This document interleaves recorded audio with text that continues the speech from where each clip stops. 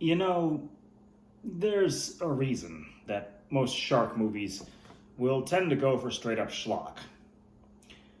Because, for one thing, they're all ever perpetually going to be in the shadow of Jaws, which is one of the greatest films ever made.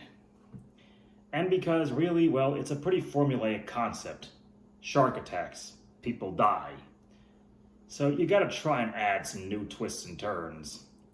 Whether it's sharks with 2, 3, 4, 5, or 6 heads, whether it's tornadoes filled with sharks, whether it's ghost sharks, or whether it's like the concept of today's review, a mutant zombie shark.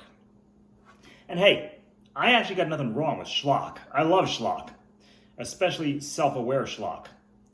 May Attack the Killer Tomatoes live forever. And it's really the schlock where they try to take themselves serious that it becomes painful, and shark movies, there are a lot of examples of that. I'm glad to say this ain't one of them. Sharkenstein is a 2016 straight-to-download or Blu-ray DVD production from Wild Eye Releases, a production company name that just lets you know what you're in for right away. Now, as ridiculous as this movie is, I did have fun with it. From the name alone, you can tell pretty quickly that, yeah, it's about a mad scientist who stitches together a Frankenstein shark from pieces of other sharks. Cheesy, but certainly unique and fun.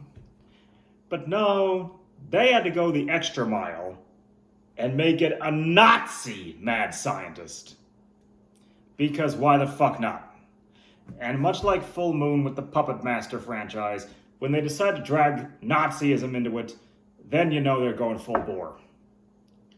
I might add, our Nazi mad scientist seemingly can't decide just what kind of accent he wants to use.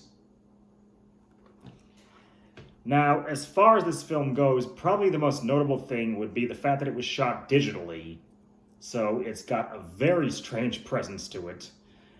And particularly during the shark attack scenes, where they can't even show you people actually dying, as in the shark taking a bite out of them, all they can do is splash some red across the screen, and not even really use any dramatic music at that. Just kind of an effect. And then show you a pair of legs with no body attached standing in the dock. Because, hey, severed legs totally stay standing. But even more than its awkward digital effects would have to be Sharkenstein itself.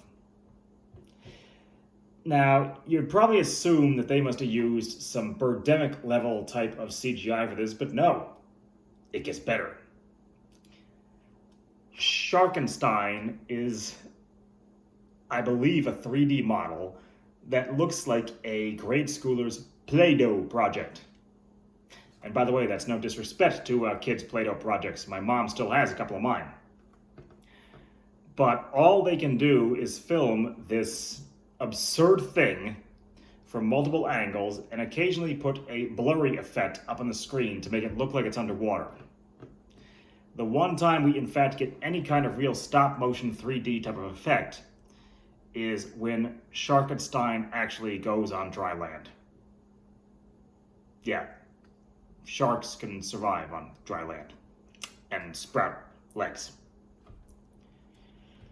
The cast I really can't say all that much about. It's total unknowns, outside of the fact that one of our heroes looks like a low-rent Joe Exotic.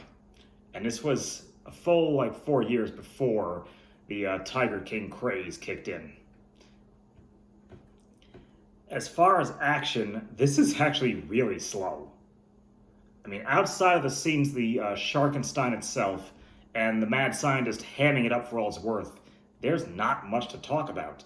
There are, I will say, some very gorgeous underwater shots of some utterly flawless-looking coral reefs with underwater wildlife swimming around that I think they just plain lucked into.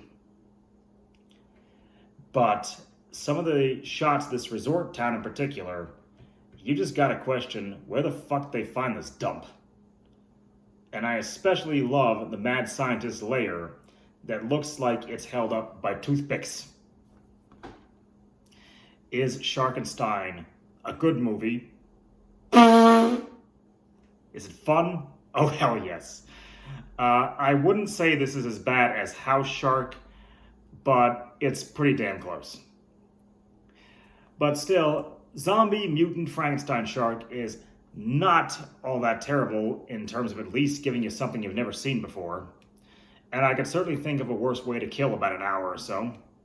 So if you're inclined to check out Sharkenstein, I can give it a solid 3 out of 4 stars just for being a self-aware schlockfest that makes no attempt to take itself seriously, that knows what kind of budget they're working on, for the most part, and where at least you get the impression they had a lot of fun making it.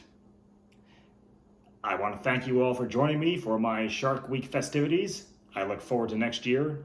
I once again encourage you all, as in my initial message, please help raise awareness and save the sharks and help to ban shark finning in international waters. As always, I encourage you, take your precautions, wash your hands, wear your mask, keep your distance. Eat, drink, and be scary, folks, and enjoy.